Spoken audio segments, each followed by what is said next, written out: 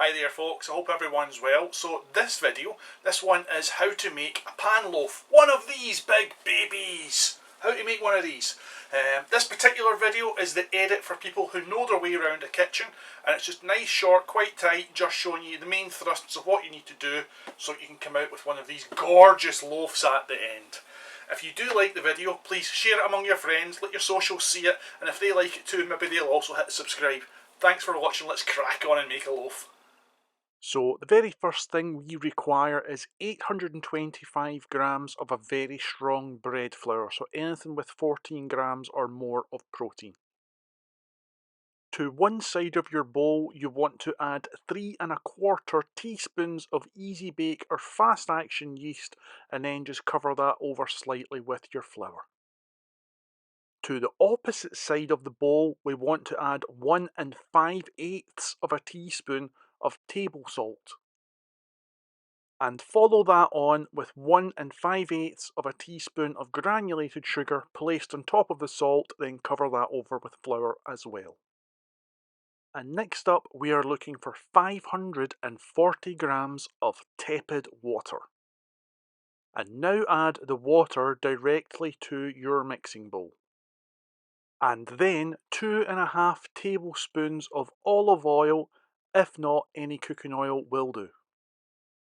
And now add the dry ingredients, the flour, yeast, sugar and salt to the water and oil.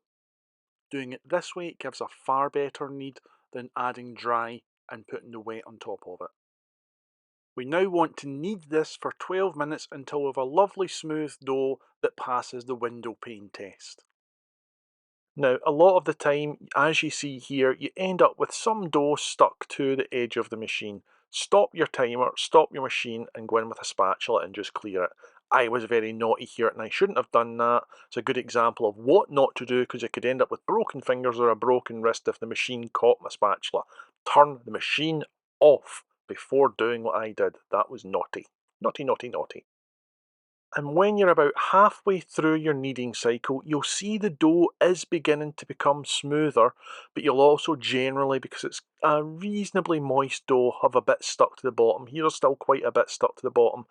Turn your speed up slightly. We're not going the whole way. You can just see the dial on mine's here, and I've went about half of full speed.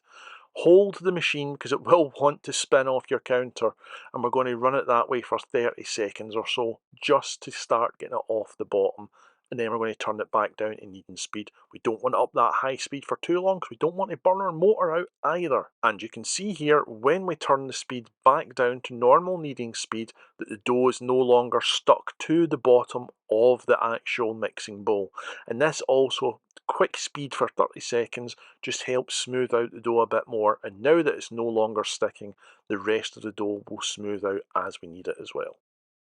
Whilst your dough is kneading, lightly lubricate your rising bowl with 3 or 4 spritz of cooking oil. If you're using a lid, same goes for that, otherwise use a damp cloth. And be sure to also oil your hands just to help prevent any dough sticking to them. And once your dough has been kneaded for 12 minutes, it should be ready. If not, knead a little bit longer just until it's nice and smooth and passes a window pane test. And with well-oiled hands, transfer your dough over to your rising bowl. Any of the dough that sticks to your hands should come off if you've oiled your hands sufficiently well. And then, with your hands still oiled, remove any dough that may be stuck to your dough hook. And then with a silicone dough scraper, go inside your mixing bowl and just use that to scrape out any dough that may be stuck to the walls and transfer to your rising bowl. And now we want to shape our dough into a ball and then cover it and allow that to rise for 1 hour and 5 minutes. Whilst our dough is rising, we want to oil our already pre-seasoned Pullman pan. Just a few squirts round each of the edges and then rub it in until the pan is fully oiled and ready to receive our risen dough.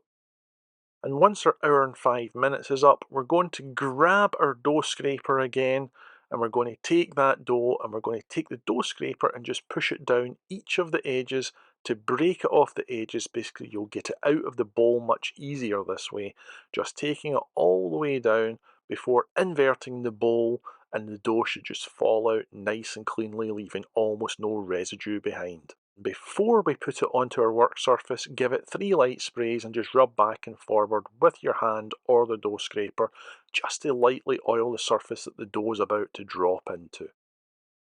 And from here we want to shape our dough. You can see how easily the dough wants to move, and we're just tucking and pulling slightly back on itself until we get some of the air knocked out. Roll back and forward with your hands, and if need be the sides, the edges, we tuck them back under slightly.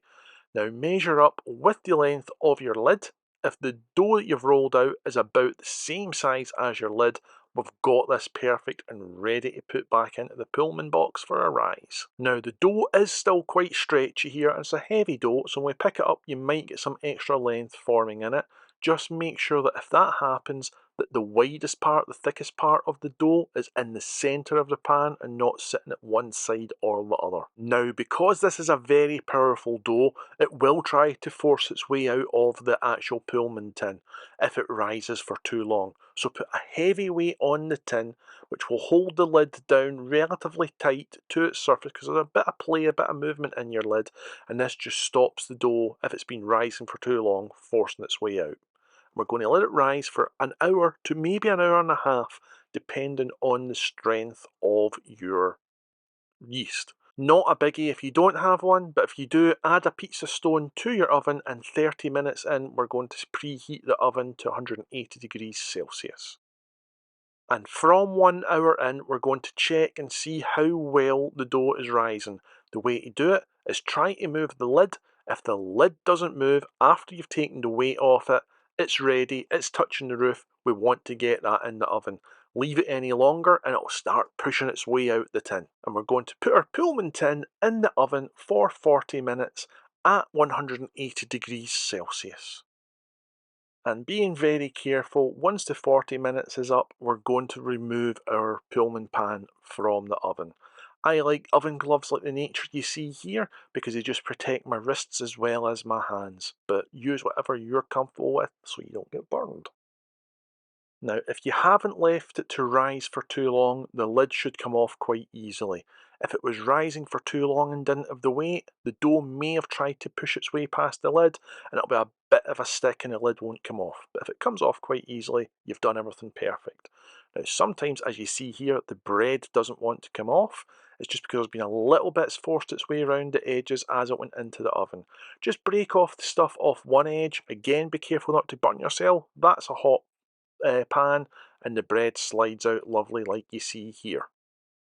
And now we want to transfer our loaf over to a wire rack to allow it to cool. Once on the wire rack, we're going to cover it with a flour sack cloth or a towel. This can be slightly damp if you want, very, very, very slightly damp if you want, but I prefer just using dry towels. And once that's had a chance to cool, let's take and slice this gorgeous loaf. Now, I use a chef's knife for cutting my bread because I just prefer it, but if you want, continue to use bread knives. Use whichever ones that you like, but it's an absolutely gorgeous crumb in that bread there, as you can see as we cut down. Give you an example through some of these slices. And just for laughs and giggles, there's a little closer look at the actual aeration and the crumb inside this bread. So there we go, one gorgeous loaf. Now because it's just a bit boring to show you bread, I made sandwiches with it. Toast it for a couple of minutes and then get a nice light toast on it and then the stuff that I've added. It's up to you what you want on your sandwich. Me, it's melted cheese, tomato, some sriracha, some black pepper and some pea shoots. Lovely. Now I do apologise because the fan for cooling down the grill is still going. It's chucking it torrential rain out there, so all of that's possibly getting picked up on the microphone. But let's bite in and let's have a little bit of my sandwich.